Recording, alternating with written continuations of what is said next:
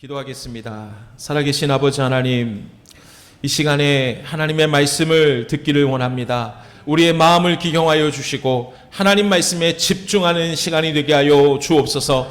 하나님의 은혜 없이는 우리는 살 수 없습니다. 우리를 불쌍히 여겨주셔서 오늘 이 시간이 우리에게 만나주시는 그 시간임을 믿고 말씀 가운데 거하여 주시옵소서. 말씀을 방해하는 모든 사단의 세력들을 예수 그리스도의 이름으로 떠나가게 하여 주시옵소서. 감사하며 예수님의 이름으로 기도합니다. 아멘.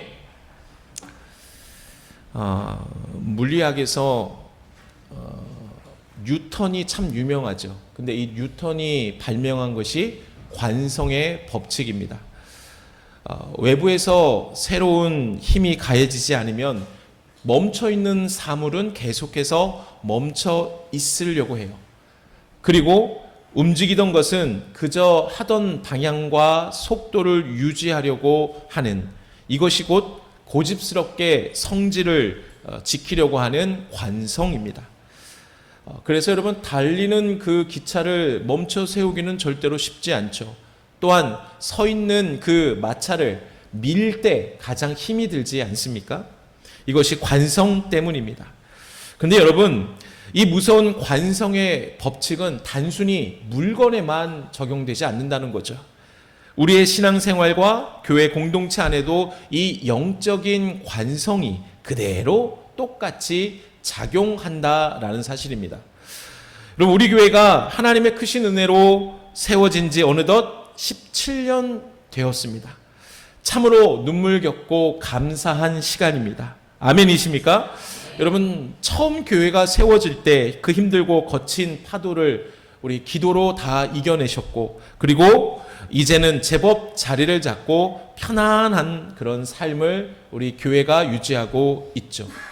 그래서 지금 우리 교회는 우리 지방의 안에 자립교회에 소속되어 있습니다. 그러니까 교회의 사이즈에 맞게, 그러니까 제일 작은 교회, 그 다음에 크는 교회, 그리고 자립교회, 이 세 단계로 나뉘어요. 우리 교회는 자립교회예요. 이것이 얼마나 감사한지 몰라요. 그래서 다른 교회를 또 돕고 있습니다, 우리 교회가. 근데 바로 이 17년차쯤에 되면 우리 마음 깊은 곳에 조용히 관성이 찾아옵니다.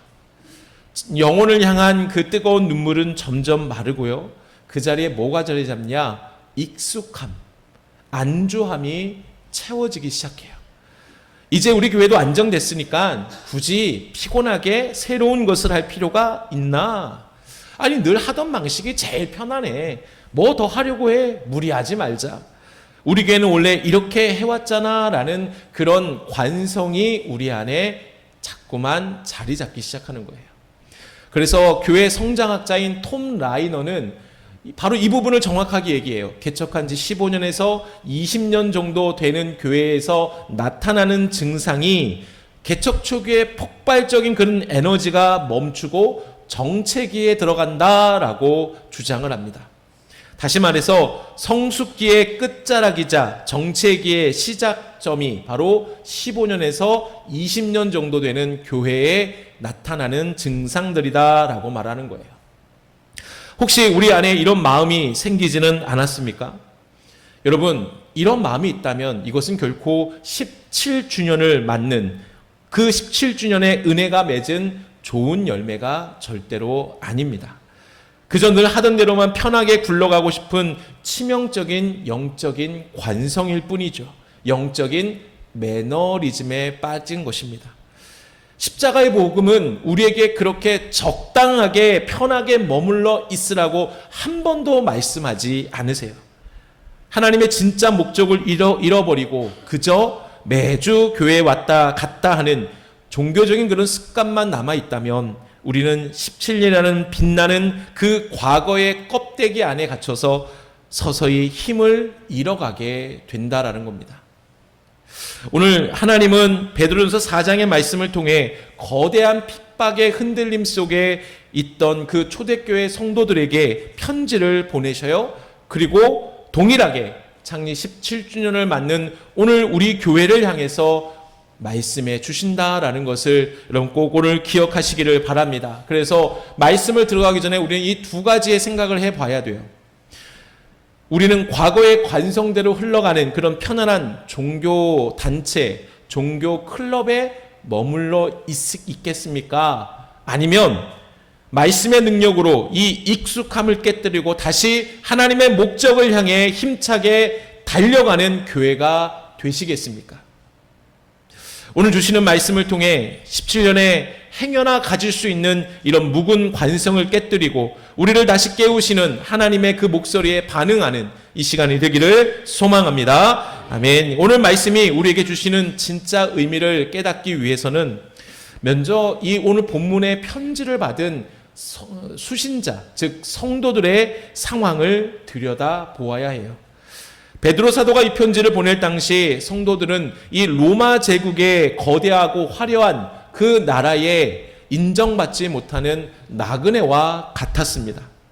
로마의 핍박으로 이스라엘이 아닌 성도들은 지금의 튀르키예 지역인 소아시아 지역으로 다 흩어져 버렸어요.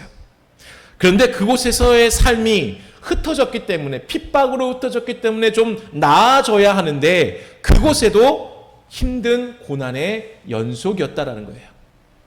예수님을 믿는다는 이유 하나만으로 일터에서 쫓겨났어요. 경제 활동을 못했어요. 이웃에게 손가락질을 당하고 심지어는 가족에게도 버림받았습니다. 언제 잡혀가 감옥에 갇힐지 모르고 언제 죽을지 모르는 그 상황권대 이 성도들은 살아가고 있었던 거죠. 미래가 없었어요. 두려움만 가득했어요. 캄캄한 상황이었어요. 이러한 초대교회 성도들에게 지금 베드로 사도는 너희의 그 두려움으로 인하여 좌절하지 말고 하나님께 소망을 두고 소망을 바라보며 살아가라. 이 땅 가운데 똑같이 그들과 살지 말고 거룩하게 살아가야 된다라고 권면하고 있는 편지가 베드로 전서라는 거예요. 오늘 이 가운데 본문이 있는 베드로 4장의 구성을 좀 보면은 4장 앞부분에 이제는 하나님을 모르는 세상 사람처럼 살지 말아야 한다라고 먼저 권면을 해요. 그리고 오늘 본문 이후 12절에 보면은 너희를 연단하려고 오는 불시험, 즉 엄청난 고난으로 인하여서 그것을 이상히 여기지 말라라고까지 얘기하고 있습니다. 실제로 이 베드로전서가 쓰여진 몇 년 후에 우리가 잘 아는 네로 황제의 대핍박이 있게 됩니다. 오늘 우리가 읽은 이 7절부터 11절까지 말씀은 결국 어떤 내용이에요? 무서운 이제 폭풍, 핍박이 이제 곧 올 거니까 우리 교회는 똘똘 뭉쳐서 이 위기를 이겨내야 된다. 우리 교회가 그 위기를 벗어날 수 있는, 이겨낼 수 있는 노아의 방주 역할을 감당해야 된다. 고난과 핍박 속에 초대교회가 살 수 있는 방법은 바로 이 방법밖에 없다라는 생존 매뉴얼을 오늘 본문 7절에서 11절까지 주고 있는 거예요. 그러면 사도 바울은 오늘 본문을 통해 당시 핍박 가운데 있던 그리스도인들에게 지금 어떤 권면을 주고 있는지 본문 중에 중요 부분을 우리가 헬라어 원어로 좀 살펴보면서 은혜를 나눴으면 좋겠습니다. 먼저 가장 베드로 사도는 초대교회에게 7절에 보면 마지막이 가까워 왔으니 라고 베드로 사도는 얘기하고 있습니다. 여기서 쓰인 마지막이라는 단어, 야, 너 이거 마지막이야? 너 이거 마지막이야? 여러분, 우리가 마지막이라는 이 단어를 생각할 때 어떤 느낌이 들어요? 좀 좋은 어떤 그런 느낌이 듭니까? 뉘앙스가 풍깁니까? 너 이거 마지막이야. 내가 즐거운 휴식을 즐기고 있어요. 야, 너희 휴식 시간 마지막이야. 라면 기분이 어때요? 아쉽죠. 그쵸? 좋은 뉘앙스는 아니에요. 근데 초대교회 상황이 너무 힘들고 어려운 가운데 사도 베드로는 얘기해요. 너 그 마지막이야. 마지막 얘기를 하고 있는 거예요. 근데 여기서 말하는 마지막은 헬라어 탈로스인데 무슨 마지막 끝이 나는 절망의 의미가 있는 게 아니에요. 이 단어는 하나님의 분명한 목적 그리고 완성이라는 뜻을 품고 있습니다. 로마의 무서운 핍박 속에서 성도들은 이제 우리의 인생도 끝이 났구나 두려워했어요. 그러나 베드로는 그것은 멸망이 아니야. 끝이 아니야.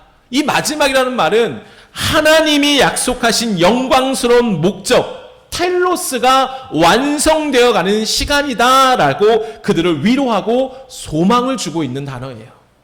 그래서 마지막이 가까이 왔다라는 것은 너희가 끝이 아니라 하나님이 계획하신 모든 일들을 완성해 가는, 완성되는 그때다라고 그들에게 소망을 주는 거예요. 그 다음에 또 7절에 보면 정신을 차리고 기도하라라고 권면합니다. 여기서 주의 깊게 볼 단어가 정신을 차리다라는 거예요. 헬라어로 뭐라고 합니까? 예, 다 같이 시작. 예, 소프로네 사태라는 단어를 써요.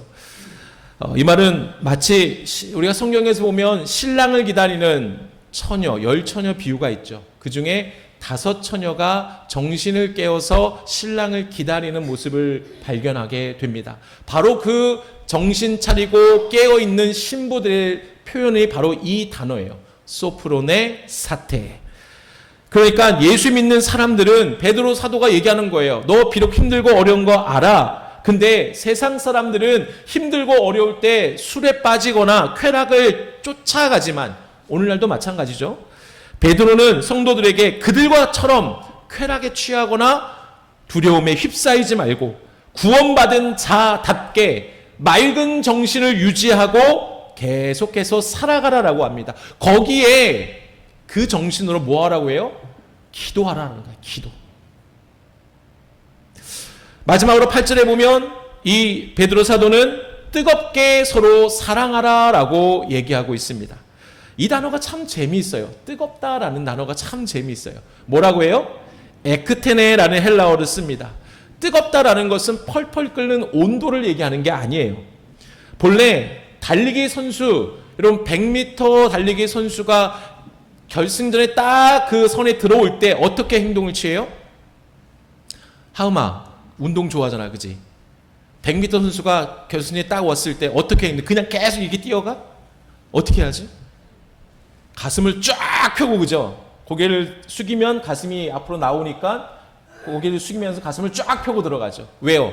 0.0001초라도 더 빨리 들어갈 수 있도록. 여러분, 여기서 뜨겁다 에크테네는 마지막 결승전에 내가 할 수 있는 모든 가슴을 쫙 펴는 것을 얘기하는 거예요. 그러니까 그렇게 사랑을 하라. 즉 핍박이 심해지면 분명히 그 원인에 대한 원인 제공자를 찾으려고 애쓰는 그 모임, 그것이 곧 인간 모임이에요. 교회도 똑같아요. 핍박이 심해지니까 남 탓하기 쉬워져요. 남 탓하게 되면 무슨 문제가 나와요? 분열이 일어나게 돼요. 그래서 베드로는 살아남기 위해서는 너희의 좁은 마음, 남을 탓하려고 하는 그 좁은 마음을 찢어서 마음을 넓게 가지라는 거예요. 그리고 그들의 허물이 발견될 때마다 그 허물을 뭐 해줘라? 덮어주라 라는 그 의미가 에크테네라는 이 단어입니다. 그런데 여러분, 어떻게 죄 많은 사람들이 사람들의 허물을 덮어줄 수 있을까요? 그들을 있는 모습 그대로 사랑해 줄 수 있을까요? 그것은 바로 십자가에서 예수님이 먼저 인간을 위해 두 팔을 에크테네 하셔서 팔을 쫙 벌려서 피를 흘려주시고 그들의 죄를 다 미리 먼저 덮어주셨기 때문에 가능하다라는 사실입니다. 믿으십니까? 그러게 성도는 이러한 그저 거저받은 은혜를 옆 사람에게 전달하는 심부름꾼, 오늘 본문 10절의 말씀에 청지기일 뿐이라 잊지 말고 살라고 얘기하는 거예요. 그래서 오늘 말씀의 결론은 바로 그거예요. 11절 후반부입니다. 우리 같이 한번 읽어볼까요? 시작. 이는 범사의 예수 그리스도로 말미암아 하나님이 영광을 받으시게 하려 함이니. 아멘. 그럼 지금 베드로 사도는 로마의 무서운 칼날 앞에서 두려워 떨고 있는 성도들을 향해 피를 토하는 심정으로 이렇게 호소하고 있는 거예요. 제가 이 베드로 사도의 심정으로 오늘 본문의 말씀을 각색해서 다시 한번 읽어드리겠습니다. 이 그림을 보시면서 잘 들어보세요. 사랑하는 형제들이여, 핍박을 두려워하지 마십시오. 세상의 쾌락으로 도망치지도 마십시오. 하나님이 우리를 부르신 그 영광스러운 목적 텔로스를 기억하며 맑은 정신으로 소프로네 사태에 깨어 기도합시다. 고난 속에서 서로 원망하지 말고 내 마음을 찢어서라도 서로를 뜨겁게 애틋해내 사랑합시다. 내 주장을 내려놓고 오직 거저받은 은혜를 나누는 착한 청지기로 살아갈 때 저 거대한 로마 제국이 아니라 십자가에서 피 흘리신 우리 하나님 아버지만이 영광을 받으실 것입니다. 아멘이십니까? 베드로 사도는 지금 고난을 이겨내는 진짜 건강한 교회의 모습, 오직 하나님만 영광 받으시는 위대한 그 교회의 청사진을 이렇게 눈물로 선포하고 있는 것입니다. 지금까지 제가 오늘 여러분과 나누고 싶은 몇 가지를 본문을 통해, 원어를 통해 함께 나눴는데요. 그러면 지금까지 이 살펴본 로마 시대 성도들에게 주셨던 위대한 세 가지의 이 무기, 오늘 창립 17주년을 맞는 우리 교회에는 어떻게 적용해야 될까요? 행여나 혹시 여러분 마음 가운데에 그때 초대교회 상황, 핍박에 가득한 상황과 오늘날 우리 교회의 상황은 다른데 어떻게 적용할 수 있습니까? 라는 생각을 하실 수 있습니다. 그런데 결과론적으로 보면은 우리가 아까 읽었던 11절 끝에 보처럼 교회는 그 결론은 뭐가 되어야 돼요? 모든 것이 다 하나님의 영광이 되어야 한다. 그것을 볼 때에 오늘날 우리에게 이 말씀은 분명히 우리 교회에게 주시는 말씀임을 믿고 우리가 함께 적용해 보기를 원합니다. 그러면 가장 먼저 우리가 말씀을 기억하면서 기억해야 될 것은 뭐냐? 관성의 잠을 깨우는 영적인 각성을 우리 교회가 결단해야 한다라는 거예요. 뭐를 결단하라고요? 영적인 각성, 관성을 깨우는, 매너리즘을 깨우는. 우리 7절 말씀을 같이 한번 읽어볼까요? 시작! 만물의 마지막이 가까이 왔으니 그러므로 너희는 정신을 차리고 근신하여 기도하라. 아멘. 극지방을 탐험하는 그 산악인들에게 가장 무서운 것이 무엇인지 아십니까? 매서운 눈보라가 절대로 아닙니다. 극한의 추위 속에 찾아오는 달콤한 뭐예요? 졸음이에요. 졸음. 딱 5분만 자고 일어나야지 하는 그 눈을 쓴 바로 그때 다시 깨어나지 못하는 영원한 죽음으로 이어지게 됩니다. 실제로 의학 박사들은, 그 학자들은 얘기를 해요. 몸이 추워지면, 극한 추위를 겪게 되면 내 몸이 안전 모드로 바뀌게 된다고 합니다. 다시 말해 생존 모드로 들어간다고 해요. 우리의 혈관 수축되고 그리고 뇌 세포가 둔해지게 된대요. 멈추게 되고 그리고 멍하게 되고 반응이 느려진다고 해요. 그러니까 이 멍하게 되고 반응이 느려지는 게 마치 내가 지금 졸리다라고 느껴지는 거예요. 그래서 극한 추위에 졸음이 온다라는 것은 내가 곧 죽게 된다라는 뜻이에요. 그래서 이때 옆에 있는 동료는 어떻게 해줘야 돼요? 깨워야 돼요. 안 일어나면 어떻게 해야 돼요? 자, 옆에 분들 혹시 조는 분 계십니까? 안 일어나면 어떻게 해야 돼요? 조는 분이 안 계셔요. 예. 어떻게 해야 돼요? 꼬집어요? 꼬집어도 안 일어나요. 어떻게 해야 돼요? 제가 원하는 답까지 나올 때까지 묻겠습니다. 꼬집어도 안 일어나요. 어떻게 해요? 그래요. 나왔어요. 예, 싸대기는 필요는 아니죠. 뺨을 때릴 때까지, 그죠? 때려야 돼요. 왜? 죽으니까요. 죽으니까 깨워야 되는 거죠. 흔들어 살려야 돼요. 여러분, 17년의 안정은 우리 영혼에 찾아온 달콤한 이 졸음과도 같아요. 이 정도면 충분해라는 그 매너리즘, 관성에 빠질 때 베드로는 만물의 마지막이 가까웠다. 하나님의 궁극적인 목적이 가까웠다. 그래서 너희는 정신 차리고 뭐 하라고 해요? 기도하라 라고 얘기하는 것입니다. 예수님께서 겟세마네 동산에서 제자들에게 너희가 시험에 들지 않도록 뭐 하라고 해요? 깨어 기도하라 라고 말씀하시죠. 기도는 단순히 내가 원하는 것을 얻어내는 요술램프가 아니에요. 기도는 영적 관성에 빠져 편안함에 빠져서 꾸벅꾸벅 졸고 있는 내 영혼을 깨우는 것이 바로 기도라는 것입니다. 그래서 기도는 영적인 싸움이라고 하는 거예요. 제자들은 기도하지 않고 결국 어떻게 돼요? 기도하지 않으니까 예수님을 버리고 다 뿔뿔이 흩어지고 도망쳐 버립니다. 17년을 맞은 우리 교회가 과거의 편안함에 취해 기도하지 않는다면 다가오는 세상의 시험을 결코 우리는 이길 수가 없습니다. 세상에 휩쓸리지 않도록 하나님의 위대한 목적에 우리를 묶는 간절한 기도로 다시 깨어나는 우리 교회가 되기를 간절히 소망합니다. 그래서 저는 새벽마다 기도하고 있는 게 뭐예요? 하나님, 기도의 용사를 보내달라고. 기도의 용사를 보내달라고. 내가 지금 문제가 생겨서 기도하러 나오는 것이 뭐 그래도 괜찮아요. 근데 이젠 그것을 뛰어넘고 무엇을 위해서? 우리 교회를 위해서, 하나님의 목적을 위해서 기도하는 기도의 용사들이 바로 여러분이 되시기를 주님의 이름으로 축복합니다. 또 오늘 말씀을 통해 적용할 것은 뭐냐? 여러분, 서로의 허물을 덮어주는 사랑을 실천하는 우리 교회가 되어야 합니다. 본문 8절 한번 우리 읽어볼까요? 8절입니다. 시작.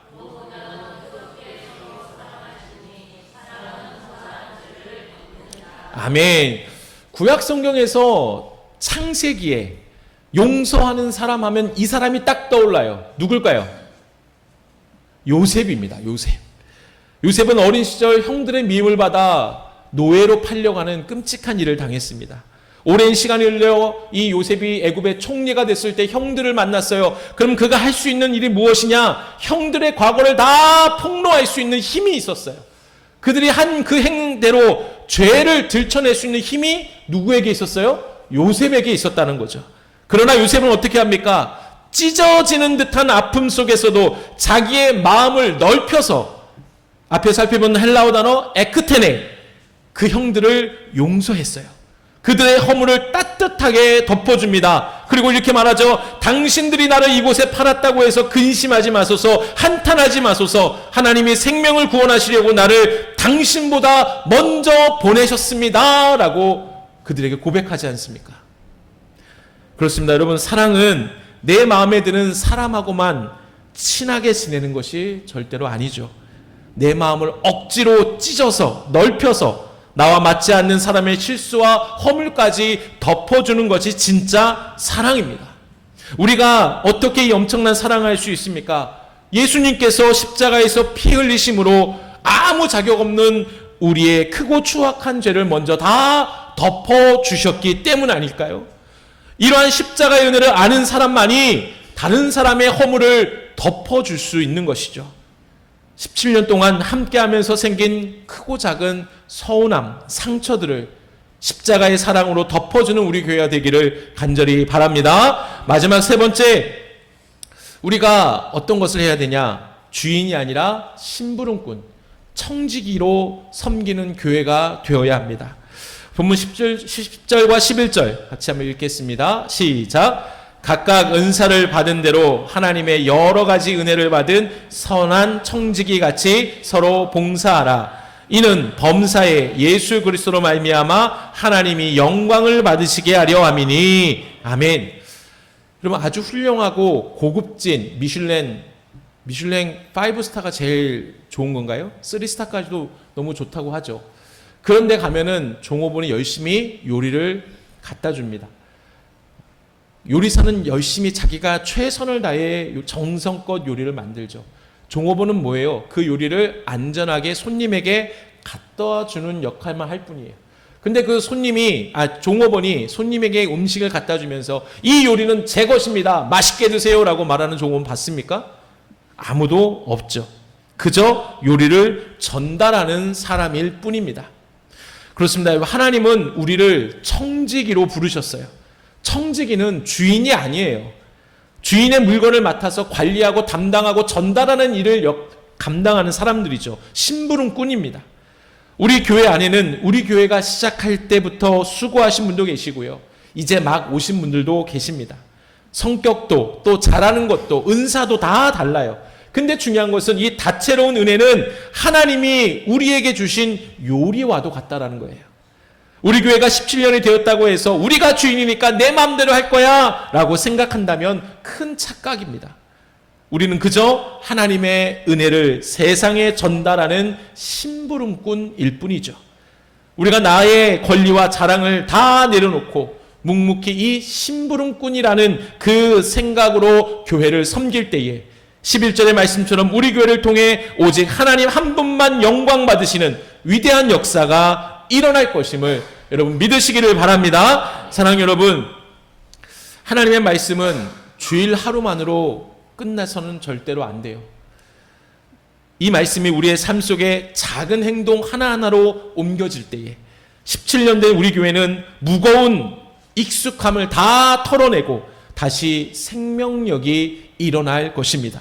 이번 한 주 우리 교회가 다시 힘차게 깨어나기 위해 저는 우리 모든 성도들에게 3가지 작은 실천을 부탁을 드리겠습니다. 이 3가지는 구체적으로 내일 아침 제가 여러분 단체 톡방에 다시 올려드릴 거예요. 이 3가지, 제일 먼저는 뭐예요? 1분 알람 기도 시작하기. 하루 중 가장 바쁜 시간, 12시든 오후 1시든 휴대폰 알람 맞춰주고 알람이 울리면 하던 일 다 내려놓고 우리가 나를 위한 기도가 아니라 무엇을 위해서? 교회를 위해서 함께 기도하자고요. 그 기도의 제목은 바로 이것이에요. 주님, 우리 교회가 17년의 평안함에 취해 졸지 않고 생명을 살리는 깨어있는 교회가 되게 하여 주시옵소서. 이 기도 제목 여러분 기억이 안 나요. 그래서 제가 내일 올려드린다니까요. 핑계치 못하게 올려드릴 거예요. 알람 맞추고 우리가 함께 정시에 기도하자고요. 교회를 위해서 기도하자고요. 아멘. 2번째 뭐예요? 침묵으로 사랑하기입니다. 이번 한 주에 우리 눈에 보이는 가정에서나 혹은 일터에서나 교회 안에서나 나와 맞지 않은 사람들의 언행이 보이게 돼요. 때로는 마음이 씁쓸해요. 근데 그걸 드러내지 마시고 감추어 주세요. 그리고 그 허물을 덮어주시고 기도해 주세요. 한 주간 분명히 여러분 눈에 보일 거예요. 그것을 들춰내지 마시고 덮어줌으로 진짜 사랑을 실천하기를 바랍니다. 3번째 뭐예요? 아무도 모르게 착한 일 하나 하기. 누군가 하겠지라고 지나쳤던 작은 일들이 무엇이 있는지 찾아봅시다. 교회 바닥에 떨어진 휴지를 줍거나 혼자 있는 성도들에게 먼저 가서 인사해 주거나 나 극아인데요. 사람에게 가는 거 못해요. 인사하기 너무 창피해요. 쑥스러워요. 그걸 다 내려놓고 말씀을 실천할 때의 역사함을 믿는다면 가서 먼저 인사해 줍시다. 우리가 수백 명, 수천 명 있는 게 아니잖아요. 그죠? 고개만 돌리면 다 뭐 하고 있는지 다 알잖아요. 그러니 어설픈 낯설게 뭐가 있습니까? 그냥 가서 먼저 인사해 주고 그리고 식사 시간에 슬며시 뒷정리 도와주는 것. 여러분 이런 내 작은 수고로 교회를 섬기는 한 주가 되기를 소망합니다. 이제 말씀을 맺겠습니다. 지난 17년 동안 하나님은 단 한 번도 우리를 향한 따뜻한 시선을 거두신 적이 없습니다. 믿으십니까? 우리가 때로는 지쳐서 넘어지고 때로는 편안함에 취해서 꾸벅꾸벅 영적으로 졸고 있을 때도 십자가에서 흘리신 예수님의 사랑은 여전히 우리 교회를 든든하게 붙잡고 계셨습니다. 이제는 우리가 자리에서 일어날 차례죠. 17년이라는 익숙함과 편안함의 자리를 과감하게 떨치고 일어납시다. 졸음을 깨우는 기도로 다시 정신을 차리고 내 마음을 넓게 찢어서라도 서로를 뜨겁게 사랑합시다.